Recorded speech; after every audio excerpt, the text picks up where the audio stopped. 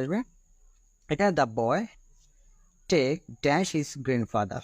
তো টেকের সাথে আমরা এখন বাক্যটা অনুবাদ করতে গেলে ছেলেটি মানে বালকটি তার দাদার মতো, হ্যাঁ মতো আর কি, তাহলে এটা দেখতে এরকম একই রকম হবে আর কি। টেক আফটার আমাদের এখানে আছে আফটার মানে বালকটি তার দাদার মতো দেখতে আর কি। হ্যাঁ, তাহলে আনসারটা হচ্ছে সি নাম্বার। এখানে বলছে I took him dash my friend. তো দেখেন এখানে টেকের সাথে আমরা এখন কি দিতে পারি, দেখেন এখানে আপনি ওয়ার্ডটা দেখলেও পারবেন, গণ্য করা মনে করা। তাকে আমি বন্ধু হিসেবে মেনে নিলাম বা গ্রহণ করলাম, তাহলে টেকের সাথে কি হচ্ছে আমাদের ফর হচ্ছে, ঠিক আছে। তাহলে টেক্সট ফর মানে কি গণ্য করা বা মনে করা।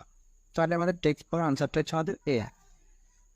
শেলু ড্যাশ হার মাদার মোর দেন হার ফাদার।